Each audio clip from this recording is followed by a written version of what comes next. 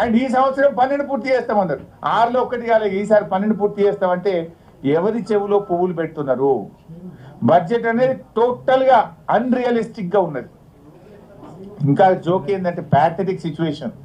ఆ బడ్జెట్ ప్రసంగాన్ని తయారు చేసిన మంత్రివర్గం కావచ్చు, అధికారులు కావచ్చు, నాకు సిగ్గుచేటిది అసలు. మక్కి సేమ్ టు సేమ్. ఉదాహరణకు రీజనల్ రింగ్ రోడ్డు ఒకసారి ఎంత ఉండే page number 61. Regional ring road కూడా మీరు చూస్తే అందులో 61 చూడండి ఉంటుంది. చూడండి రీజనల్ రింగ్ రోడ్లో పేజ్ 61 ఈ సంవత్సరం ఈ ప్రాజెక్టులో ఉత్తర భాగ భూ సేకరణ ప్రక్రియ ఇప్పటికే ప్రారంభమైంది, దక్షిణ భాగానికి డిపిఆర్ తయారు చేస్తున్నాము అని చెప్పిండ్రు. ఈ ఇయర్ లాస్ట్ ఇయర్ కూడా సేమ్ అదే విషయాన్ని 24-25లో కూడా ఉత్తర భాగానికి భూసేకరణ ప్రక్రియ ప్రారంభమైంది, దక్షిణ భాగానికి డిపిఆర్ చేస్తున్నాము అని చెప్పిండ్రు. అంటే ఇక అసలు చెప్పడానికి కొద్దిగా సిగ్గాన్ని ఉండాలి కదా. భూసేకరణ అవుతుంది అని పోయిన బడ్జెట్లో చెప్పినావు, దానికి పైసలు పెట్టిన 1500 కోట్లు అన్నావు. మళ్ళీ ఈ సంవత్సరం వస్తే కూడా గదే భూసేకరణ నడుస్తుంది అని చెప్తున్నావు. ఏడాది తర్వాత ఎకరం సేకరించింది లేదు, ఒకరికి రూపాయి ఇచ్చింది లేదు, ముంగడికి పోయింది లేదు. చెప్పనీకన్నా కొద్దిగా సిగ్గు ఉండాలి కదా. ఇందాక నేను చెప్పిన చూసిండ్రా కూలి ఏది విద్యార్థుల బట్టలు కుడితే 50 నుంచి 75 పెంచడమని పోయిన బడ్జెట్లో 35వ పేజీలు అదే చెప్పిండ్రు. ఈ బడ్జెట్లో కూడా 35వ పేజీలు అదే మక్కి కాపీ అండ్ పేస్ట్. కొత్త విషయం లేదు. పోనీ అది అమలన్నా అయిందంటే అది కాదు. రీజనల్ రింగ్ రోడ్కు భూసేకరణ యాక్టివ్గా జరుగుతుందని పోయినసారి చెప్పిండ్రు, ఇప్పుడు చెప్పిండ్రు. ఇప్పటికీ ఎకరం సేకరించింది లేదు, ఒక రైతుకు రూపాయి ఇచ్చింది లేదు. పోనీ 75 రూపాయల కుట్టుకూలి అక్క చెల్లెలకు మహిళా సంఘాలకు ఇచ్చిండ్రా అంటే ఇచ్చింది లేదు. మక్కి కాపీ అండ్ పేస్ట్. చెప్పిందే చెప్పుడు, పాడిందే పాడు, పాసువర్ల పాట అన్నట్టు చెప్పిందే చెప్పుడు తప్ప అది అమలైనటువంటి పరిస్థితి లేదు. ఇకపోతే జిఎస్డిపి గ్రోత్ రేట్ మీరు చూసిండ్రు, బడ్జెట్ ప్రసంగం విన్నారు. బీఆర్ఎస్ హయాంలో జిఎస్డిపి గ్రోత్ రేట్ రాష్ట్ర స్థూల ఉత్పత్తి పెరుగుదల 12.9%. కాంగ్రెస్ పాలనలో స్థూల ఉత్పత్తి గ్రోత్ రేటు ఈ సంవత్సరం ఎంత అంటే 10.1. తగ్గిందా పెరిగిందా? మేము బాగా చేసినాం ఇక మా అంత ఎవరు చేయలేదని కాంగ్రెస్ వాళ్ళు బాగా కొడుతున్నారు కదా. ఎందుకు తగ్గింది జిఎస్డిపి? రాష్ట్ర స్థూల ఉత్పత్తి బీఆర్ఎస్ హయాంలో పెరిగితే కాంగ్రెస్ హయాంలో 2.8% మాకంటే తగ్గింది. జిఎస్డిపి గ్రోత్ రేటు మా పాలన కంటే కాంగ్రెస్ పాలనలో 2.8% తగ్గింది. తలసరి ఆదాయం బీఆర్ఎస్ పాలనలో 1,24,104 రూపాయలు ఉంటే మేము దిగిపోయేసరికి 3,56,564. అంటే మా గ్రోత్ రేట్ 12.4%. కాంగ్రెస్ పాలనలో గ్రోత్ రేట్ ఎంత అంటే 9.6%. నేను చెప్పలే, బట్టి గారే చెప్పిండు. వాళ్ళ గ్రోత్ రేటు తలసరి ఆదాయంలో 9.6. బీఆర్ఎస్ పాలనలో తలసరి ఆదాయం వృద్ధి రేటు 12.4%. అంటే జిఎస్డిపి పెరుగుదలలో మీరు మాకంటే వెనుకబడ్డారు. తలసరి ఆదాయం పెరుగుదలలో బీఆర్ఎస్ పాలన కంటే కాంగ్రెస్ పాలనలో వెనుకబడ్డది. ఇకపోతే రేవంత్ రెడ్డి నోరు తెరిస్తే ఏమంటాడు? అప్పులు దివాలా అని చిల్లర దివాలా కోర్ రాజకీయాలు మాట్లాడుతుంటారు. కానీ వాళ్ళ బడ్జెట్ పుస్తకాలు ఏం చెప్పినాయి? ఇవాళ ఈ తెలంగాణ బడ్జెట్ ఇన్ బ్రీఫ్ ఈ పుస్తకం ఏం చెప్తుంది? ఈ రెవెన్యూ సర్ప్లస్ స్టేట్ పోయిన సంవత్సరం 5,888 కోట్ల రెవెన్యూ మిగులుందట. బడ్జెట్ మిగులు, రెవెన్యూ మిగులు. నేను చెప్తుంది కాదు పుస్తకం. 5,888 కోట్ల రెవెన్యూ మిగులు ఉంది అని ఇది పోయిన సంవత్సరానికి చెప్పిండ్రు.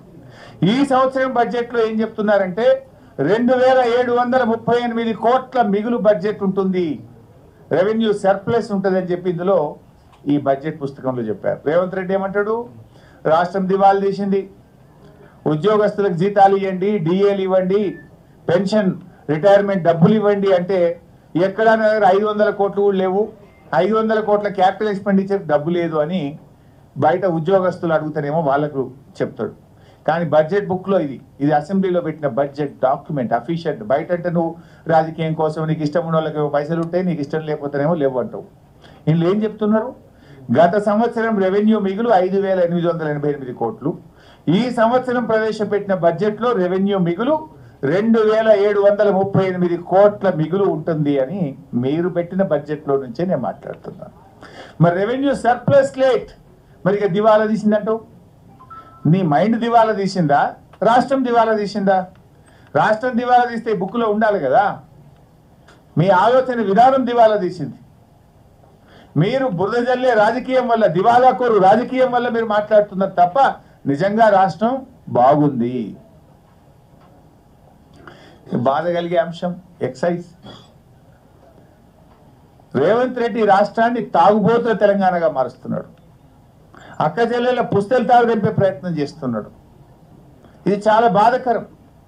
మరి మహిళా మంత్రులు ఉన్నారు, ఏం మీరన్నా మాట్లాడరా క్యాబినెట్లో? ఈ సంవత్సరం ఎక్సైజ్ ద్వారా 50,000 కోట్ల రూపాయల ఆదాయాన్ని ఆశిస్తున్నాడు రేవంత్ రెడ్డి. 50,000 కోట్లు ఏంది? రమారమి 50,000 కోట్లు కావాలంటే నాకు.